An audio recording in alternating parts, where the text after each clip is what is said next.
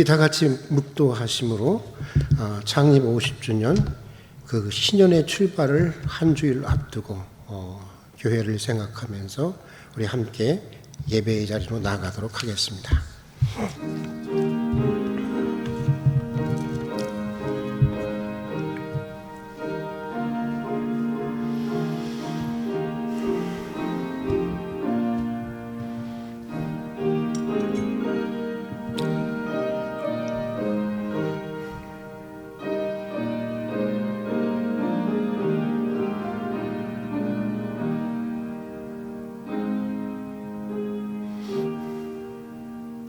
주 여호와의 영이 내게 내리셨으니 이는 여호와께서 내게 기름을 부으사 가난한 자에게 아름다운 소식을 전하게 하심이라. 은혜와 사랑이 풍성하신 하나님 아버지, 지난 한 주간도 은혜 가운데 인도해 주시고 오늘 다시 예배의 자리로 불러주신 것을 진심으로 감사드립니다.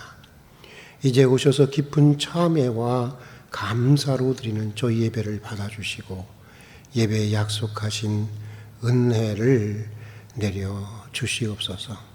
특별히 창립 50주년을 앞두고 그것을 기념하며 드리는 저희에게 주의 몸된 교회를 참으로 주님처럼 사랑하는 마음을 부어주시고 교회를 세우신 하나님과 창립자들의 높은 뜻과 헌신을 기억하게 해 주시옵소서. 참으로 믿는 자를 보겠느냐 하는 이 마지막 시대에 저희 모두를 새롭게 해주시고 성령의 권능에 붙들리는 권세 있는 교회가 되게 해 주시옵소서. 어둠이 운명처럼 강고한 현실 속에서도 일어나 새벽을 깨우는 인생, 새벽을 깨우는 가정, 새벽을 깨우는 교회가 되게 해 주시옵소서. 예수님 이름으로 기도드립니다. 아멘. 우리 찬송가 35장 같이 보시겠습니다.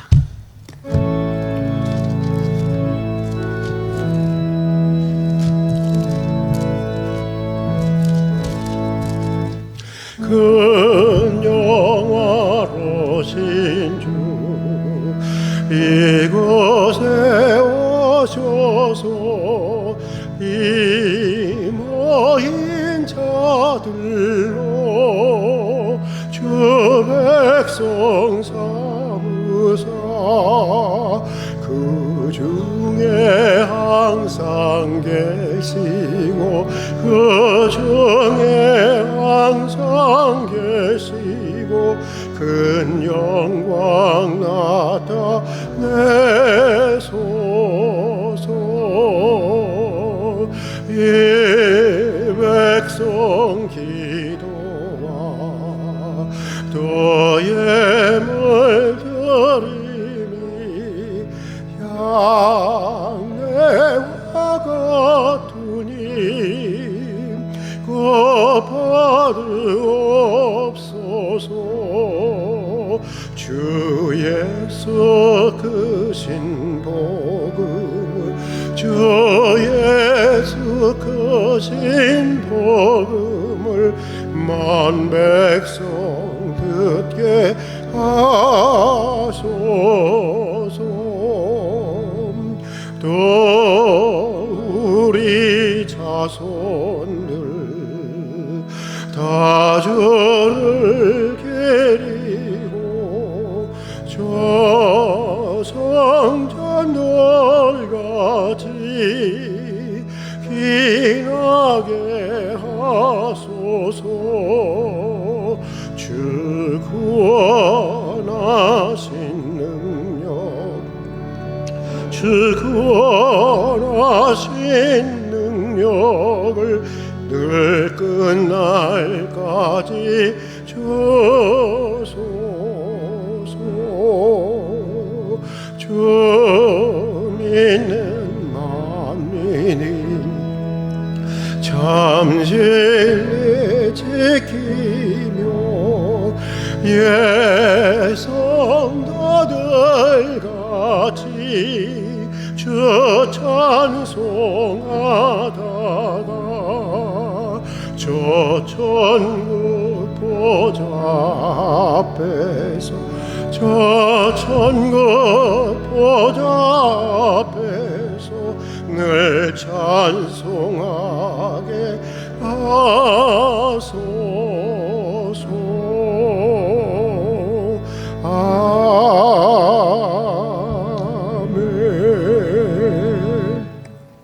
성시교독 35번 시편 84편을 함께 교독하도록 하겠습니다. 시편 기자의 이 찬양과 이 고백과 간증이 우리의 고백과 간증과 찬양이 되기를 바라는 마음으로 함께 교독하도록 하겠습니다. 만군의 여호와여, 주의 장막이 어찌 그리 사랑스러운지요. 내 마음과 육체가 살아계시는 하나님께 부르짖나이다. 주의 제단에서 색참새도 제집을 넣고 제비도 새끼들 보금자리를 얻었나이다.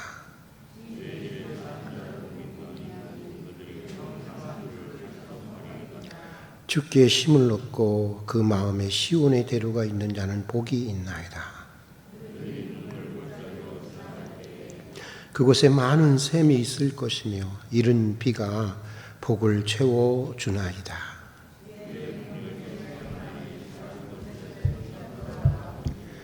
악인의 장막에 사는 것보다 내 하나님의 성전 문지기로 있는 것이 좋사오니. 아멘. 우리 사도신경으로 우리의 신앙을 형제와 자매들 앞에서 고백하도록 하겠습니다. 나는 전능하신 아버지 하나님, 천지의 창조주를 믿습니다. 나는 그의 유일하신 아들 우리 주 예수 그리스도를 믿습니다. 그는 성령으로 잉태되어 동정녀 마리아에게서 나시고 본디오 빌라도에게 고난을 받아 십자가에 못 박혀 죽으시고 장사된 지 사흘 만에 죽은 자 가운데서 다시 살아나셨으며 하늘에 오르시어 전능하신 아버지 하나님 우편에 앉아 계시다가 거기로부터 살아있는 자와 죽은 자를 심판하러 오십니다. 나는 성령을 믿으며 거룩한 공교회와 성도의 교제와 죄를 용서받는 것과 몸의 부활과 영생을 믿습니다. 아멘. 우리 다 같이 찬송가 301장 같이 부르시겠습니다.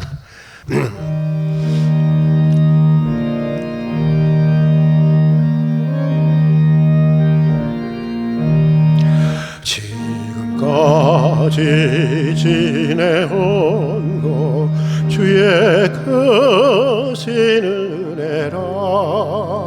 한이 없는 주의 사랑 어찌 이루 말하랴. 자나깨나 주의 손이 항상 살펴주시고 모든 애를 주 안에서 형통하게 하시네. 몸도 마음도 연약하나 세임받아 살았네. 물붓듯이 부시는 주의 은혜 족하다. 사랑 없는 거리에나 험한 산 길에 맬 때 주의 손을 굳게 잡고 찬송하며 가리라. 주님 다시 배울 날이 날로 날로 다가와. 무거운 무거운 짐 주께 맡겨 벗을 날도 멀지 않네. 나를 위해 예비하신 고향 집에 돌아가 아버지의 품 안에서 영원토록 살리라. 우리 임장로님 나오셔서 우리 기도를 인도해 주시겠습니다. 사랑과 은혜가 충만하신 하나님, 하나님 은혜를 감사함을 드립니다. 지난 한 주간도 우리를 눈동자처럼 지켜주시고 거룩한 주님 전에 나와 예배케 하여 주시니 더욱 감사함을 드립니다. 하나님은 영이시니 영과 진리로 예배케 하여 주시옵소서. 영광과 존귀를 하나님께 드리옵나이다. 누구든지 예수를 따르려거든 자기를 부인하고 자기 십자가를 지고 따르라 하셨는데 세상과 타협하고 자신의 유익을 구하며 살아왔음을 하나님 앞에 고백을 합니다. 우리 주님 용서하여 주시옵소서. 주님의 십자가 안에서 거듭나서 주님을 따라 십자가를 지고 좁은 길을 걸어가는 우리들 되게 하여 주시옵소서. 하나님, 주님의 십자가를 생각하며 눈물로 깨어 기도하게 하여 주시옵시고 오늘 또 예배 속에서 사랑하는 주님을 만나는 귀하고 행복한 시간 되게 하여 주시기를 원합니다. 하나님 뜻 가운데 세워주신 우리 활빈교회 성령의 구름 기둥으로 은혜의 불기둥으로 인도하여 주신 아버지 창립 50주년을 맞았습니다. 한 생명을 천하보다 귀중히 여기는 우리 활빈교회, 잃어버린 양 한 마리를 찾게 하시어 예비된 주의 자녀들을 허락하여 주시어서 물된 동산 같은 그러한 교회, 생명수가 넘치는 그러한 교회 되기를 원합니다. 그래서 노아 방주와 같은 구원의 방주가 되게 하여 주시기를 간절히 소망합니다. 하나님, 이제 새로운 50년을 준비하며 하나님께 기도를 드립니다. 우리의 필요와 간구를 아시는 우리 주님, 차가워 넘침을 우리가 믿습니다. 영성과 복지와 교육을 꿈꾸며 간절히 기도를 합니다. 우리의 기도가 헛되지 않도록 주님 도와주시옵소서. 하나님, 온 지구촌을 뒤덮고 있는 코로나 바이러스를 하루속히 종식시켜 주시고 새 하늘과 새 땅을 허락하여 주시기를 원합니다. 또한 방역을 위해서 수고하는 그 손길들 위로하여 주시옵시고 지치지 않도록 주님 도와주시기를 원합니다. 오늘도 단위에 세워주신 목사님, 영육간에 간건케 하시며 이 시간 겸손과 빈 마음으로 말씀을 받기를 원합니다. 들려주시는 그 말씀이 우리의 빈 마음에 옥토가 되게 하여 주시어서 세상을 넉넉히 품으며 승리하는 인생을 살 수 있도록 주님 도와주시기를 원합니다. 오늘도 예배를 돕는 그 손길들 우리 주님 축복하여 주시옵시고 행복한 시간 되게 하여 주시옵소서. 보혜사 성령님께서 이 예배를 도와주실 줄 믿사오며 우리 주 예수 그리스도의 이름으로 기도드립니다. 아멘.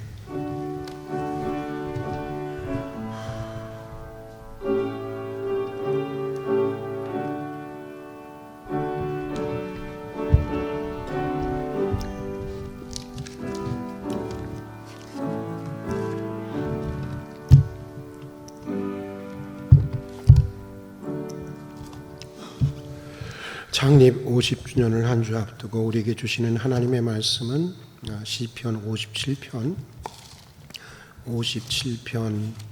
7절에서 8절까지의 말씀입니다. 57편 7절에서 8절까지의 말씀입니다. 사실 이 말씀은 우리 창립자이신 김진웅 목사님께서 우리 교회를 목회하시다가 간증 책을 집필하셨는데 그 책의 그 제목이 새벽을 깨우리로다라고 하는 제목이 바로 시편 57편에서 따온 그런 제목이었습니다. 그래서 우리가 그 창립자의 뜻을 기리면서 또 함께 읽어봤으면 좋겠습니다. 시편 57편 7절에서 8절 말씀 같이 읽겠습니다. 하나님이여 내 마음이 확정되었고 내 마음이 확정되었사오니 내가 노래하고 내가 찬송하리이다. 내 영광아 깰지어다 비파야 수금아 깰지어다. 내가 새벽을 깨우리로다. 아멘. 정말 우리의 마음이 내 인생의 새벽, 내 가정의 새벽, 우리 시대의 새벽을 깨우겠다고 하는 오늘 시편 기자의 마음으로 정말 다시 한번 다짐되어지고 확정되는 그런 시간이 되기를 바랍니다. 세상에는 두 종류의 인생이 있습니다. 하나는 주어진 환경을 운명이라고 여기면서 그저 순응하고 또 안주하는 그런 사람들이 있습니다. 대개 이런 사람들은 현실에 대해서 저항하거나 거스리려고 하지 않습니다. 뭔가 잘못이 되면 다 팔자려니 업보려니 운명이려니 하고 모든 것을 다 체념적으로 받아들이게 됩니다. 제가 인도에서 오랫동안 선교하면서 인도에 관한 여러 책을 저술했던 선배에게 들은 이야기입니다. 인도 사람들은 이 가난하게 사는 것도, 병드는 것도, 또 장애인이 되는 것도, 또 사회적인 주의도, 또 죽는 것도 다 전생에 옷보고 팔자고 운명이라는 의식 속에 살아가고 있다고 합니다. 왜냐하면 힌두교와 불교가 수천 년 동안 그렇게 그런 믿음을 심어 주었기 때문입니다. 사실 이것은 신앙이 아니라 지배자들의 통치 이데올로기였던 것이죠. 그래서 인도는 개인적으로도 그렇고 국가적으로도 그렇고 사실 얼마나 큰 대국입니까? 얼마든지 더 성장하고 발전하고 좋아질 수 있음에도 그러지 못한다는 것입니다. 왜냐하면 그 운명에 매여 살아가고 있기 때문이라고 하는 것입니다. 그런데 여러분 여기 또 다른 부류의 사람들이 있습니다. 운명과 같이 어쩔 수 없는 정말 꼼짝하지 않는 암담한 현실일지라도 부단히 그것에 저항하면서 창조적인 미래를 개척해 나가는 사람들이 있습니다. 오늘 우리가 읽은 시편 저자 다윗의 아둘람의 공동체가 그런 사람들이었습니다. 오늘 시편은 표제가 말하는 대로 사실 그 사울 왕, 악한 왕이었던 사울 왕에게 쫓기던 이 다윗이 그의 동료 400명과 더불어 아둘람이라고 하는 지역에 은신하고 있을 때 쓰여진 시편으로 알려져 있습니다. 구약성경 사무엘서 22장에 보면 그 시대의 사울의 악정 속에서 폭정 속에서 억울한 일을 당한 사람들이 이 원통한 일을 당한 사람들이 다윗을 지도자로 삼고 그곳에서 함께 홍길동의 활빈당들처럼 여러 굴을 전전하면서 산채 생활을 했다고 하는 것입니다. 그러기에 그들은 누구보다도 그 시대의 불의를 알고 그 시대의 모순을 알고 그 시대의 아픔을 알고 그 시대의 눈물을 알고 그 시대의 탄식과 고통을 잘 알고 있는 공동체였습니다. 자신들이 당하고 직면했던 문제들이 자신 개인만의 문제가 아니라 그들의 가족과 이웃과 그리고 그 시대와 역사의 문제라고 하는 것을 정말 온몸으로 한이 맺히도록 경험하고 체험했던 그런 공동체였습니다. 그러나 그런 불의한 현실을 그저 그들은 견디고 순응하고 반감만 하는 공동체가 아니었습니다. 파국으로 몰고 가는 불행한 현실에 전복과, 그러니까 뒤집어 엎는 것과 혁명을 꿈꾸는 그러한 불온한 공동체였습니다. 칠흑 같은 어둠이 운명처럼 강고하게 자리 잡고 있는 시대에 이들은 역사의 새벽을 깨우고자 언제든지 필요하다면 자신의 인생을 바칠 수 있고 심지어는 자신의 목숨까지 내놓을 수 있는 공동체, 그것이 바로 다윗의 아둘람 신앙 공동체였던 것입니다. 그래서 결국 그들은 그리스도 왕국에 비유되는 이 다윗 왕조라는 눈부신 새로운 시대의 새벽을 깨운 그런 신앙의 공동체가 되었던 것입니다. 오늘 시편은 새벽을 깨운 다윗의 아들남 공동체의 신앙이 어떤 신앙이었는지, 그들이 가졌던 믿음은 어떤 믿음이었는지를 잘 소개해 주고 있는 시편입니다. 오늘 시편 표제가 말하는 대로 이 사울 왕이 보낸 군대의 이 포위망이 좁혀오고 이 죽음이 시시각각으로 다가오는 상황에서 오늘 시편에 보면 그들은 하나님께 감사하고 하나님을 노래하고 하나님을 찬양한 시편입니다. 우리 9절의 말씀을 한번 다 같이 한번 읽어보겠습니다. 같이 읽겠습니다. 주여 만민 중에 주께 감사하며 문 나라 중에서 주를 찬송하리이다. 한 번 더 한번 읽어볼까요? 주여 만민 중에 주께 감사하며 문 나라 중에서 주를 찬송하리이다. 여러분 같으면 이럴 때 이런 찬송이 나오겠습니까? 이런 감사가 나오겠습니까? 억울하게 쫓기고 포위망이 좁혀오고 시시각각으로 죽음이 다가오는 순간에 그들은 하나님 나 건져주세요, 구해주세요, 그런 것이 아니라 만민 중에 주님께 감사하며 오히려 만민 중에서 주를 찬양하겠다고 하는 것입니다. 슬픔이 여전히 남아있는 감사가 아닙니다. 여전히 눈물이 고여있는, 우리는 그럴 때 많잖아요. 감사, 기쁨으로 찬양을 한다고 하지만 여전히 슬픔이 남아있고 여전히 그 눈물이 남아있는 그런 찬양이 할 때가 많은데 그들의 감사나 찬양은 전혀 그런 찬양이 아니었습니다. 슬픔이 남아있는 감사가 아니었습니다. 여전히 눈물이 남아있는 찬양이 아니었습니다. 슬픔 하나 없이 전적으로 기쁨으로만 드린 감사였고 눈물 한 방울 남김없이 전적으로 감사로만 드리는 찬양이었다고 하는 것입니다. 정신에 문제가 있었던 사람들도 아니고 머리가 모자랐던 사람들도 아닌데 사실 그들은 그 시대에 어느 누구보다도 빛나는 비전과 정신세계를 가진 사람들이 그런 현실에서 어떻게 이런 감사와 이런 찬양이 가능했겠는가. 다윗의 아들남 공동체에 남다른 믿음이 아니고는 설명할 길이 없는 질문입니다. 그렇다면 다윗의 아들남 공동체가 가졌던 믿음은 어떤 믿음이었겠는가? 오늘 시편 10절을 한번 우리가 다시 한번 읽어보도록 하겠습니다. 무릇 주의 인자는 하늘에 미치고 주의 진리는 궁창에 이르나이다.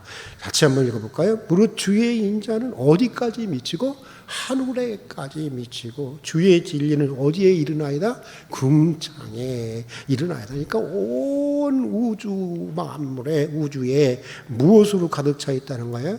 하나님의 사랑으로 가득 차 있고 하나님의 진리와 하나님의 공의로 가득 차 있다고 하는 것입니다. 어떤 때 사울이 악정이 지속되고 있는 그런 불의한 시대의 말입니다. 참으로 위대한 믿음의 고백이 아닐 수가 없는 것입니다. 짓밟히는 백성들의 그 탄원의 기도와 뜻있는 이들의 항거에도 불구하고 불의한 사울의 정권은 계속 이어져 갔고 또 날로 강성해지고 그 폐악질은 날로 더해져 가고 있었습니다. 세상은 온통 불의로만 가득 차 있는 것처럼 보였습니다. 그 어디에서도 마치 아우슈비츠 수용소처럼 그 어디에서도 하나님의 손길을 찾아볼 수 없는 시대였고 하나님이 온통 부재하는 것 같은 바로 그런 세계였습니다. 그러나 아들남 공동체는 그런 현실, 그런 시대에서도 하나님의 인자를 생각합니다. 헤세드이거든요. 인자라고 하는 건 하나님의 말로 다 형용할 수 없는 사랑. 그것이 바로 하나님의 인자인데 그 하나님의 인자를 생각합니다. 하나님의 공의를 생각하고 하나님의 말씀과 하나님의 진리를 깊이 묵상합니다.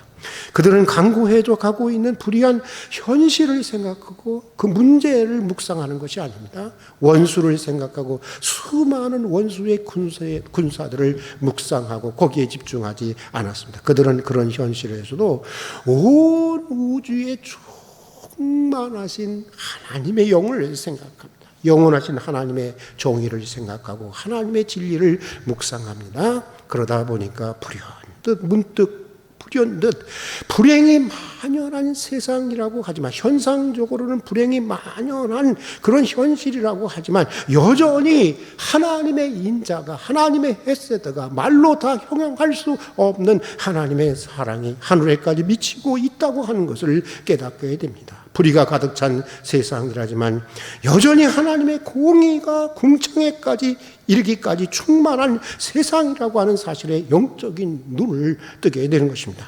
불의한 현실보다 더 크고 더 강하신 하나님의 현실을 인식하게 된 것입니다. 그러면서 그들은 아무리 운명처럼 어둠이 강고한 현실이라도 그런 현실을 전복하고 변혁할 수 있다고 하는 그런 확신과 희망을 가지게 되었던 것입니다. 시편을 공부해 보신 분들은 아시겠지만 시편들 가운데 예배를 위한 시편들에게서 나타나는 이 공통적인 특징이 있습니다.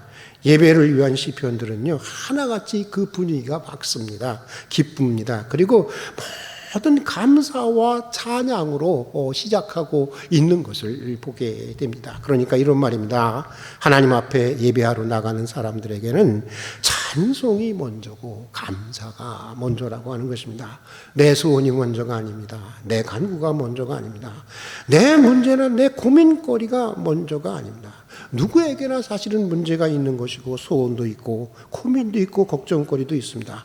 그러나 그럼에도 불구하고 시편의 예배 시편들이 우리에게 얘기해 주고 있는 것은 먼저 감사하고 먼저 찬양하라는 것입니다. 설령 내 속은 죽을 지경이 되어 있어도 하나님의 은혜를 먼저 생각하고 하나님의 영광과 하나님의 능력을 먼저 생각하라고 하는 것입니다. 여기에 이유가 있습니다. 여기에 이유가 있는 것입니다.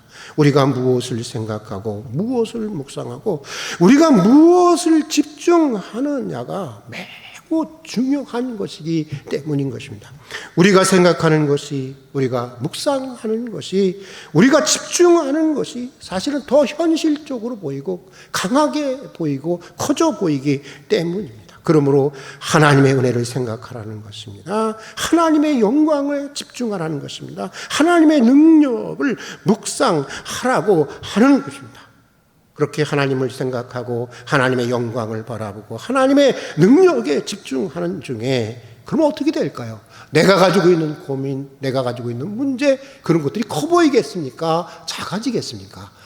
그 하나님에 비하니까 이게 아무것도 아니네 하면서 문제들이 작아지고 결국은 그러다 보면 녹아 없어지게 되는 것입니다. 그래서 하나님 앞에 예배하러 나가는 사람들에게는 먼저 찬송이 먼저고 감사가 먼저라고 하는 것입니다. 여러분 예배를 해도요 하나님 앞에 예배하지 않고 문제 앞에서 예배하는 사람들 참 많이 있습니다. 기도를 해도 그렇습니다. 하나님 앞에 기도하는 게 아니에요. 가만히 기도의 내용을 들어보면 문제 앞에서 기도하고 있는 사람들이 참 많은 것을 보게 됩니다. 여러분 우리의 문제는 사실 문제가 아닙니다. 우리들이 가진 문제가 아닙니다. 사실 우리의 문제는 문제보다 크신 하나님을 생각하고 하나님을 묵상하고 하나님에게 집중하기보다 우리가 가진 하나님과 비교할 수 없이 사소한 그 문제를 생각하고 문제를 묵상하고 문제에 집중하는 것이 우리가 가지고 있는 근본적인 문제인 것입니다. 문제만 생각하고 문제만 묵상하고 문제에만 집중하면 문제는 커져 보이고 하나님과 나는 매우 왜소해져 보이는 것입니다. 그러나 문제보다 크신 하나님을 생각하고 하나님을 묵상하고 하나님의 약속의 신실한 말씀에 집중하다 보면은 문제가 어떻게 될까요? 작아지는 거예요. 나중에는 이거 아무것도 아니네, 그런 생각이 들게 되는 것입니다. 사실 문제라는 것이 그렇습니다. 내가 문제를 넘어설 수 있다고 한다면 그것은 더 이상 문제가 되지 않는 것입니다. 하나님은 문제 자체를 없애주는 것을 통해서 문제를 해결해 주시기도 하지만 문제를 여전히 남겨두고서도 내 믿음의 수준을, 내 영적인 차원을 높여주셔서 문제를 해결해 주시기도 하는 것이 하나님이 문제를 대하시는 방법인 것입니다. 다윗을 중심으로 한 아들람 공동체는 위기 앞에서 문제를 묵상하는 것이 아니라 문제보다 크신 하나님을 묵상하고 하나님에게 집중하며 그 하나님의 능력을 구하고 기도했던 것입니다. 인생의 벼랑 끝에서 낭떠러지기를 바라보는 것이 아니라 벼랑 끝에 섰을 때도, 인생의 벼랑 끝에서 다시 나로 날게 해 주실 수 있는 하나님을 생각하고 하나님을 묵상하고 또 하나님에게 집중하며 기도했던 것입니다. 그래서 다윗은 본문 오늘 시편 1절에서 이렇게 고백하고 있습니다. 우리 같이 한번 1절의 말씀을 함께 읽어보도록 하겠습니다. 같이 읽겠습니다. 하나님이여 내게 은혜를 베푸소서. 내게 은혜를 베푸소서. 내 영혼이 주께로 피하되 주의 날개 그늘 아래서 이 재앙들이 지나기까지 피하리이다. 지금 여기 보면 지금 이 기도하는 사람의 이 기도의 내용은 내가 지금 영적으로 내가 어디에 있느냐라고 하는 질문을 가지고 지금 그 화두를, 신앙적 화두를 가지고 기도하고 있는 것입니다. 내가 지금 어디에 있느냐는 것입니다. 우리가 지금 우리의 현 주소가 어디냐고 하는 것입니다. 믿음으로 보고 영적으로 인식해 보니까 나는 지금 원수 사울의 손에 있는 것이 아니라는 것입니다. 우리는 지금 원수가 보낸 그 군대에 포위된 것도 아니고 사실 아둘람 굴에 갇혀 있는 것도 아니라고 하는 것입니다. 현상적으로 보면 물샐 틈 없는 이 사울 군대에 포위당해 있는 것 같지만 진실은 그렇지 않다는 것입니다. 지금 나는 하나님의 전능하신 하나님의 날개 그늘 아래 있다고 하는 것입니다. 지금 우리는 전능하신 능하신 하나님의 손 안에 붙들려 있다고 하는 것입니다. 이것이 나의 현 주소이고 이것이 우리의 현 주소라고 하는 것입니다. 여러분, 매우 탁월한 수준의 영적인 인식인 것입니다. 여러분은 지금 어디에 있습니까? 환난 가운데 있습니까? 고난 가운데 있습니까? 근심과 걱정, 불안, 두려움 속에 있습니까? 아니면 전능자의 날개 그늘 아래, 전능자의 손 안에 있습니까? 굉장히 중요한 물음인 것입니다. 오래전입니다. 사랑하는 지인 한 분이 전쟁 중에 있는 위험한 나라에 선교를 떠난다고 해서 걱정하면서 그의 안전을 위해서 기도했습니다. 그분이 가보니까 선교지라고 해서 이제 앞으로 갈 선교지에서 가보니까 밥 먹는데도 포탄이 앞에 뚝뚝 떨어지더라는 거예요. 그러니까 여러분, 그런 데도 있다는 거예요. 기도해 달라고 했어요. 그러다가 그분을 위해서 기도하던 어느 날이었습니다. 문득 내 내면으로부터 이런 질문을 받게 되었습니다. 너는 어디가 가장 안전하고 어디가 가장 위험한 곳이라고 생각하느냐? 어디가 가장 안전하고 어디가 가장 위험한 곳인가? 그러면서 섬광처럼 스치는 이런 깨달음을 얻게 되었습니다.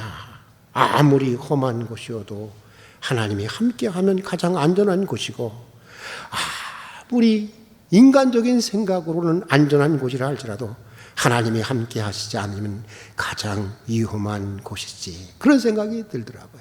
그래서 그 깨달음을 그 선교사와 함께 나눈 적이 있습니다. 여러분, 맞는 얘기 아니에요? 전쟁의 그 포화 속에서도 살아남는 사람들이 많이 있습니다. 근데 그 안전한 아파트 거리를 지나가면서 위에서 떨어지는 어떤 그 물건에 맞아서 죽는 사람들도 있어요. 여러분, 무엇이 정말 가장 위험한 곳이고 어디가 가장 안전한 곳입니까? 여러분 깊이 생각해 볼 일이 아니겠습니까? 그렇습니다, 여러분. 어느 곳이든지 그곳이 전쟁터이든지, 저는 여러 번 수술실에 들어가 봤으니까, 수술실이든지 주님이 함께 하시면 그곳이 바로 가장 안전한 곳인 것입니다. 주님만 함께 하면 사실 두려울 것이 없는 것입니다. 두렵다가도 주님이 나와 함께 하신다는 영적인 진실에 다시 눈을 뜨게 되면, 어떤 때는 참 두려울 때 많죠. 근심, 걱정, 불안, 저도 참 내 미래를 생각하면 가끔 그럴 때가 있습니다. 아니, 어떤 때는 자주 그러기도 합니다. 그러나 그럴 때 참 여러 가지 무거운 마음으로 주님 앞에 이렇게 엎드려 기도하면 어떤 성령의 감동을 받을 때가 있어요. 근데 성령의 감동을 받을 때 여러 말을 하는 게 아니시더라고요. 하나님이 주시는 성령의 감동은 이거예요. 내가 너와 함께해. 사랑하는 아들아, 내가 너와 함께하고 있어. 그런 성령의 감동을 받게 되면, 여러분들 한번 경험하셨을 거예요. 그냥 뜨거운 눈물이 흘러요. 그냥 그 자리에. 그러면서 얼마나 마음이 편해지고, 또 얼마 동안은 얼마나 깊은 평화를 느끼게 되는지 모르겠습니다. 아마 여러분들도 다 경험한 내용이라고 생각을 합니다. 다윗의 아둘람 공동체는 바로 그러한 믿음을 가지고 있었던 그런 공동체였던 것입니다. 자, 또 오늘 시편을 보면 다윗과 아둘람 공동체는 또 귀한 기가 막힌 고백을 하고 있어요. 지금 발생하고 있는 모든 일들이 다 자기를 위해서 발생되는 일이라고 얘기하고 있습니다. 여러분, 지금 발생하고 있는 모든 일들이 어떤 일들입니까? 좋은 일입니까? 하나도 좋은 일이 없어요. 다 나쁜 일들이에요. 다 불행한 일들이에요. 다 목숨의 위협을 노리는 그러한 일들이었어요. 그런데 이 모든 일들이 다 누구를 위해서 이루어간다고요? 나를 위해서 이루어가는 일이라는 거예요. 하나님께서 우리를 위해서 이루어 가시고 있는 일이라고 하는 것입니다. 우리 한번 오늘 시편 2절을 읽어보도록 하겠습니다. 2절을 함께 읽겠습니다. 내가 지존하신 하나님께 부르짖으며 곧 누구를 위하여? 나를 위하여 모든 것을 이루시는 하나님께로다. 우리 한번 다시 한번 읽어보십시다. 내가 지존하신 하나님께 부르짖으며 곧 나를 위하여 모든 것을 이루시는 하나님께로다. 하나님은 나를 위해 모든 것들을 이루시는 하나님이라고 하는 것입니다. 하나님은 우리를 위해서 모든 것을 진행해 가시는 하나님이라고 하는 것입니다. 지금 발생하고 있는 일들, 이 모든 위기, 모든 고난, 모든 아픔, 모든 정말 그 불행, 이 모든 또 이런 것들은 분명히 악한 사울에 의해서 자행되고 있는 것이지만, 하나님은 그의 악행을, 그의 악을, 인간들의 악을 하나님은 나를 위한 구원의 선으로, 아둘람 공동체를 위한 구원의 선으로, 그 시대를 위한 구원의 선으로 바꾸어 가시고 있다고 하는 것입니다. 아둘람 공동체는 이것을 알고 이것을 믿었던 것입니다. 하나님께서는 지금 발생하고 있는 이 모든 사건들을 나를 위한, 또 우리를 위한 일로 변화시켜 가고 있다고 하는 것을 알고 믿었던 것입니다. 이것을 알고 이것을 믿었기에 그런 위기의 상황 속에서도 그들은 하나님, 왜 이런 일을 주세요? 왜 이런 고난을 주세요? 왜 이런 억울한 일을 당해야 해요? 묻지 않았습니다. 왜 우리에게 이런 일이 일어나야 하는지에 대해서 이 일을 제기하지 않았습니다. 그들은 하나님이 나를 위해, 우리를 위해, 그 시대를 위해 이 모든 것을 이루어 가지고 있다고 하는 사실을 알고 믿었기 때문이었던 것입니다. 그러기에 절박한 위기 상황 속에서도 다윗의 아둘람 공동체는 이렇게 찬양을 합니다. 내가 찬송하고 내가 감사하고 내가 새벽을 깨우겠노라. 우리 한번 오늘 시편 7절과 8절의 말씀을 같이 한번 읽어볼까요? 7절과 8절의 말씀 같이 한번 읽겠습니다. 하나님이여, 내 마음이 확정되었고 내 마음이 확정되었사오니 내가 노래하고 내가 찬송하리다. 내 영광아 깰지어다. 비파야 수금아 깰지어다. 내가 새벽을 깨우리로다. 여러분, 마침내 새벽을 깨우려는 그들의 비전이 여러분 결국 이 고백처럼 비전을 이루는 아둘람 신앙 공동체가 될 수 있었던 것입니다.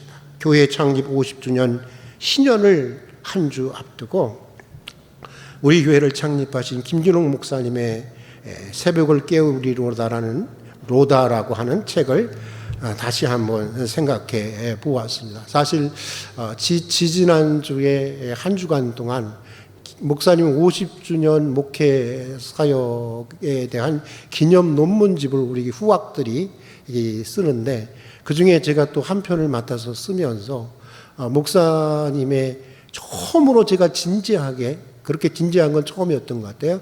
목사님의 50년의 목회사 전체를 깊이 이렇게 진지하게 생각해보는 시간을 가지기도 했습니다. 어쨌든 김준왕 전도사죠. 그때는 1971년 8월 6일 청교천 지역을 우리 김종길 집사님, 그때는 집사님이셨죠. 집사와 더불어 답사를 하게 됩니다. 당시 청계천에는 통산 12,000여 세대 6만여 사람들이 비좁은 판자촌과 보면은 판자촌이 아니더라고요. 많은 사람들이 이 뚝을 그 뚝은 물어주면 어떡하려고 뚝을 파갖고 그 속에서 짐승들처럼 살고 있더라고. 그 굴 속에서 살고 토굴 속에서 살고 있었습니다. 목사님은 그때 이런 생각을 목사님의 저는 뭐 여러 가지 그분이 살아오시면서 참 큰 인생을 살아오면서 뭐 태산이 높으면 골도 깊다고 여러 가지 또 문제점도 인간적으로 있죠. 우리가 있는 것처럼. 그렇지만 목사님이 위대한 점은 이런 것 같아요. 목사님은 그때 이런 생각을 했어요. 예수님이 지금 서울에 오신다면 어디를 찾아오실까? 술과 가난과 질병에 찌들고 종종 칼부림이 난무하며 악취가 나는 바로 이곳이 아니겠는가? 이게 여러분 이 생각이 위대한 생각이죠. 그렇죠? 이게 위대한 것이죠. 그런 생각으로 그해 10월 3일 바로 그 개천절날 오후 3시에 정말 하늘에서 이루어진 뜻이 이 땅에서도 이루어지기를 소망하는 하나님 나라의 비전을 가지고 신국의 비전을 가지고 여러분 이 창립 예배를 드리며 시작한 자신의 목회 여정을 새벽을 깨우리도라는 책에서 쭉 소개하면서 그 마지막에 그 책의 마지막에 이렇게 적고 있습니다. 어둠에서 잠자고 있는 민중들에게 새벽을 알리는 사명은 위대한 사명이다. 이를 위해 인생을 알아야 한다. 한밤중에 잠들어 있는 한국교회에 새벽이 다가옴을 알아야 한다. 가난과 질병에 잠들어 있는 청계천, 판자촌 6만 형제들에게도 새벽을 알려야 한다. 이 새벽은 하나님의 나라죠. 하나님의 나라죠. 하나님의 구원인 것이죠. 그렇습니다, 여러분. 우리가 이것을 알아야 하는 것입니다. 새벽을 꿈꾸고 여러분 무엇을 꿈꾸십니까? 절망을 꿈꾸지 않습니까? 허황된 것을 꿈꾸지 않습니까? 하나님 나라의 새벽을 꿈꾸고 하나님 나라의 새벽을 알리고 하나님 나라의 새벽을 깨우는 사명은 참으로 위대한 사명이라는 것을 알아야 하는 것입니다. 우리의 인생 전부를 바쳐도 모자라지 않는 참으로 위대한 일인 것입니다. 이걸 알 때 그리스도인인 것입니다. 자연의 새벽은 기다리기만 하면 오는 것이지만 인생의 새벽, 시대의 새벽은 믿음으로 일어나 흔들어 깨워야 하는 것입니다. 창립 50주년을 한 주 앞둔 우리 활빈교회가 다윗의 아둘람 공동체처럼 그리고 50년 전 창립자들의 그 초심의 마음으로 다시 돌아가서 새벽을 깨우는 내 인생의 새벽을 깨우고 내 가정의 새벽을 깨우고 시대의 새벽을 깨울 수 있는 그런 믿음의 공동체가 되기를 여러분 축복합니다. 할 수 있는 만큼 우리가 금식이라도 하면서 한 주간을 준비했으면 참 좋겠다. 그런 생각이 들었습니다. 참으로 인생의 새벽을 깨우고 가정의 새벽을 깨우고 교회와 시대의 새벽을 깨우는 우리 활빈 공동체가 되기를 간절히 소망하면서 여러분 한번 따라 해보시면 좋겠어요. 내가 새벽을 깨우리로다. 보다도 확고한 마음으로 내가 새벽을 깨우리로다. 네, 우리 함께 기도하겠습니다.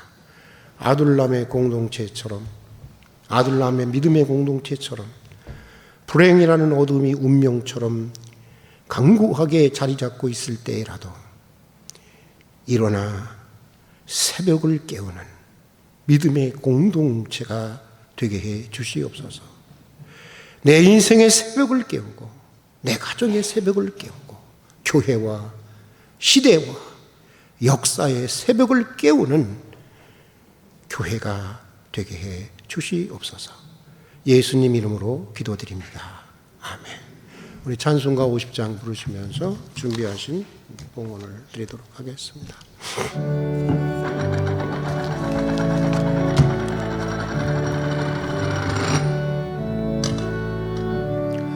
내게 있는 모든 것을 아낌없이 드리네. 사랑하고 의지하며 주만 따라 살리라. 주께 드리네. 주께 드리네. 사랑하는 그 주 앞에 모두 드리네. 내게 있는 모든 것을 겸손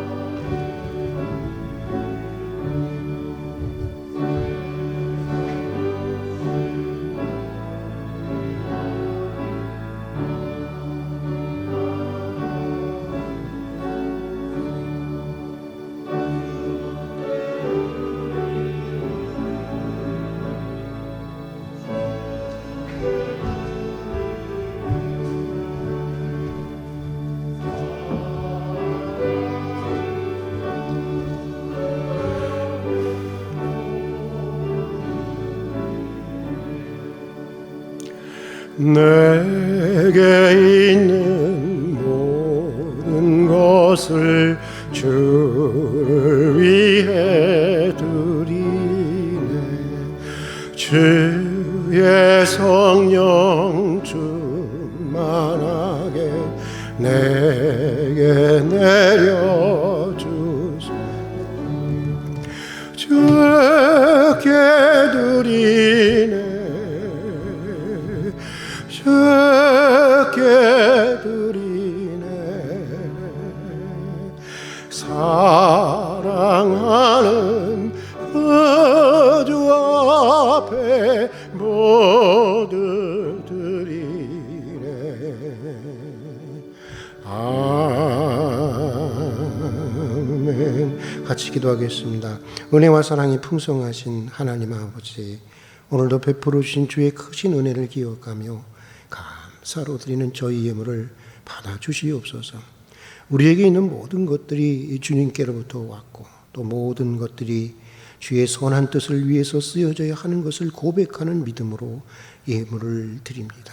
재난의 때이지만 정성을 다해 드리는 우리 성도들의 예물을 받아주시고 예물과 더불어 성도들의 수고와 눈물의 소원도 받아주셔서 드려지는 예물처럼 우리 성도들의 인생과 가정과 가업을 복되고 아름답고 또 풍성하게 채워 주시옵소서. 고난 가운데 있는 성도들을 기억해 주셔서 오늘 그 아픔의 자리가 더 깊은, 더 간절한 기도의 자리가 되게 해주시고 오늘 그 눈물의 자리가 치유하시고 회복하시는 하나님의 능력과 하나님의 비상한 사랑을 경험하는 은총의 자리가 되게 해 주시옵소서. 우리 모든 성도들에게 영혼이 잘 된 것처럼 항상 강건하며 범사에 형통한 은혜를 내려 주시옵소서. 예수님 이름으로 기도드립니다. 아멘.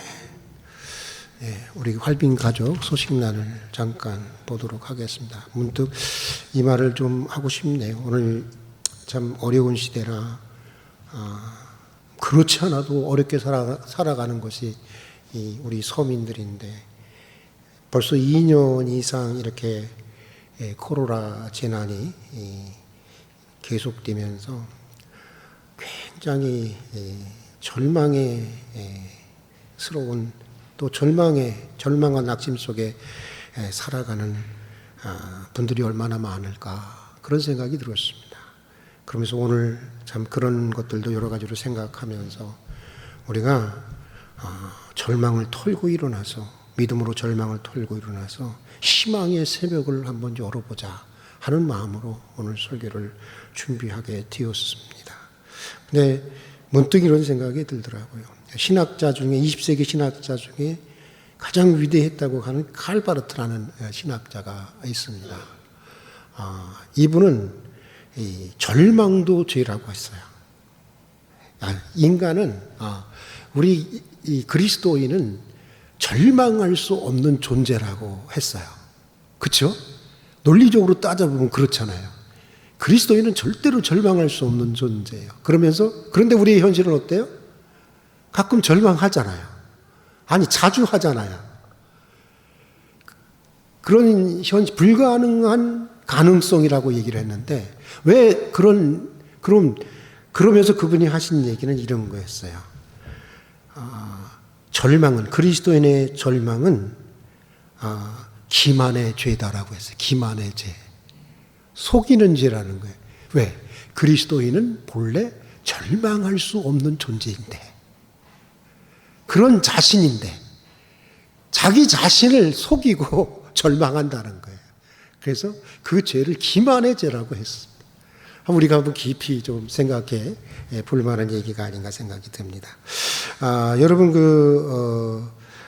창립 50주년 감사 예배가 다음 주일 오후 3시 오전 예배는 없습니다. 우리 김진홍 목사님 오셔서 말씀 전하셔서 이렇게 하려고 합니다. 비록 이 재난의 때지만 간소하게나마 방역을 잘 지키면서 이 50주년 이건 굉장히 뜻깊은 거 아니겠어요? 반세기라고 하는 거는. 그래서 이 기념 행사를 하기로 했습니다. 제가 지난주에도 잠깐 읽어드렸지만 오늘 오전에 예배가 아직 전달이 안 됐어요. 왜냐하면 오전에 제가 목에 사례가 들려갖고 오전 예배가 엉망이 되고 말았습니다. 그래서 지금 지금 예배를 촬영해서 우리 가정들에게 보낼 것이기 때문에 제가 지난주에 잠깐 여러분들에게 읽어주셨지만 그분들도 가정에 계신 분들도 듣게 하기 위해서 잠깐 교회 창립 50주년을 맞이하면서 담임 목사로서 갖는 소회를 제가 잠시 좀 읽어보도록 하겠습니다. 1971년 10월 3일 새 하늘이 열리는 개천절에 당시 한국 사회의 가난이 응집되고 가난을 상징하던 청계천 판재촌에서 창립이 되어 오늘에 이르기까지 우리 활빈교회는 변방에 있는 작고 가난한 교회였지만 질고에 빠진 한국 현대사에 만연한 시대적인 부정의에 도전하면서 당시 가난이라는 민족의 십자가를 지고 가장 앞장서서 복음으로 타개해 나가고자 한 교회였습니다.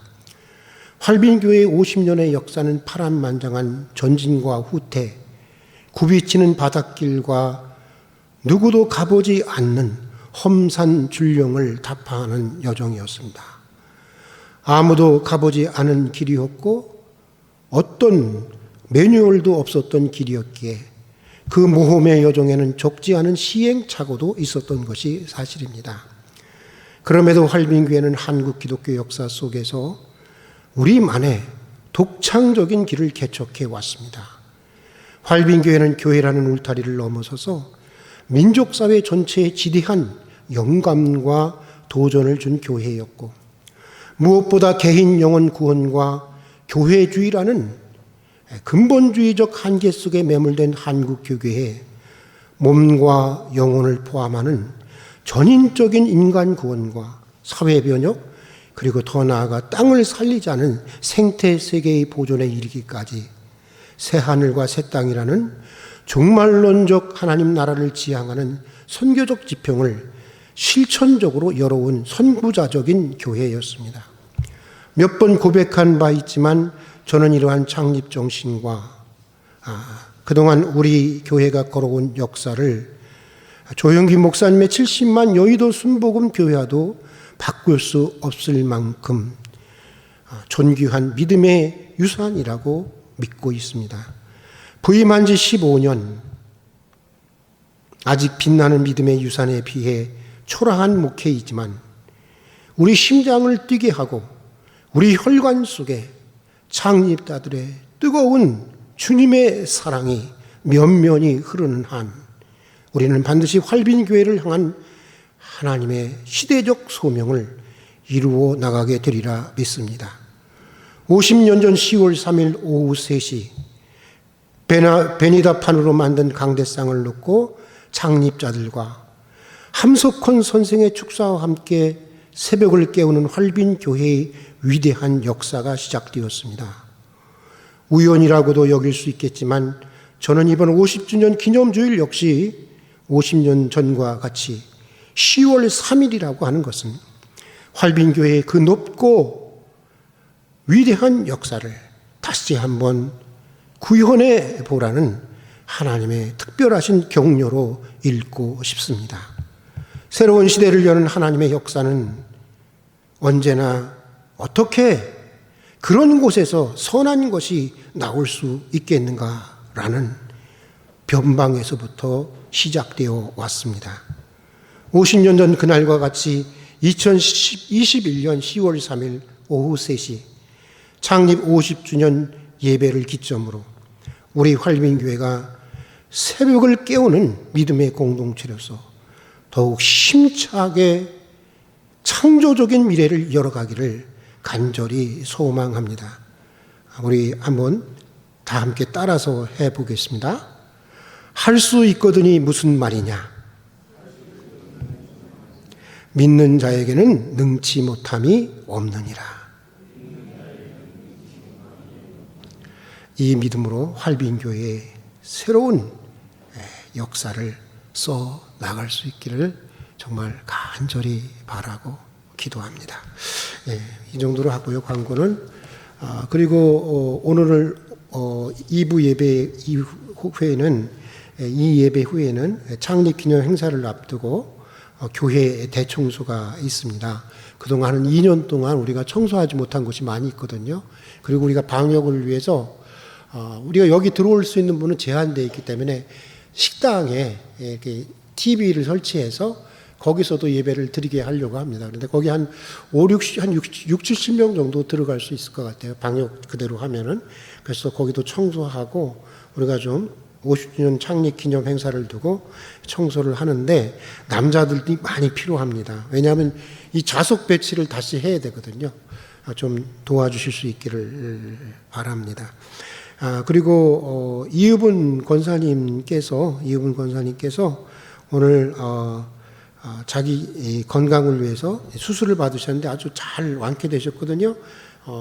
감사한 기도해 주셔서 감사하다고 떡과 음료를 이렇게 대접해 주셨습니다. 그리고 청소가 끝난 후에 이 50주년 감사 예배를 위한 이 당회가 건으로 당회가 있습니다. 목양실에도 당회가 있고요. 광고 하나만 더 하도록 하겠습니다.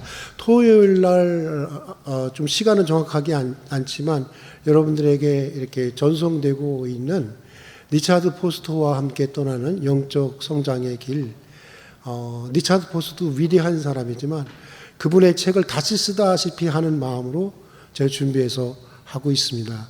여러분들을 위해서 아마 제가 할 수 있는 중에 가장 귀한 일이 아닌가 생각하는데 꼭 여러분들 시청해 주시고 가까운 가까이 계신 분들과 서로 나누어서 유익해졌으면 참 좋겠습니다. 일어나셔서 찬송가 347장 다시 박수 치시면서 1절과 마지막 절 부른 다음에 축도로 예배를 마치도록 하겠습니다. 347장입니다.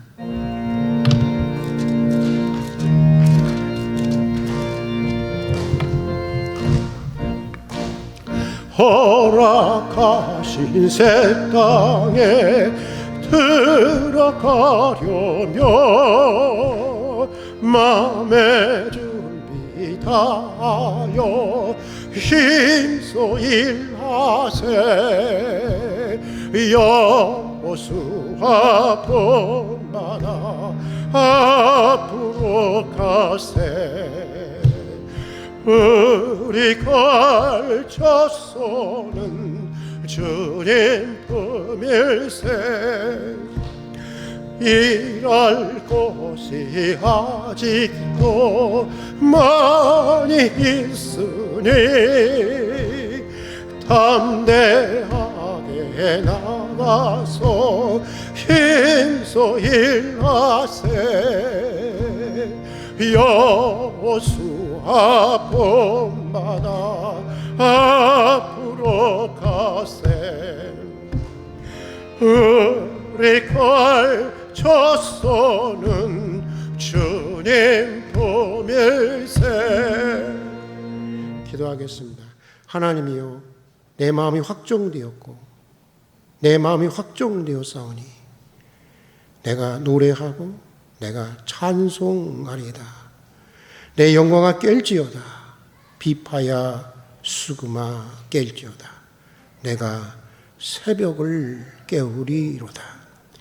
지금은 우리 주 예수 그리스도의 은혜와 말로 다할 수 없는 아버지 하나님의 사랑과 우리 인생을 새롭게 하시고 보다 넓은 사랑의 영역으로 이끄시는 성령님의 교제하심이 아둘람 공동체와 같은 믿음으로 일어나 운명처럼 간과하게 자리 잡고 있는 불행한 현실의 마침표를 찍고 인생의 새벽, 가정의 새벽, 교회와 시대의 새벽을 깨우기를 소원하고 다짐하는 모든 성도들 위해 지금부터 영원까지 함께해 주시기를 간절히 축원하옵나이다.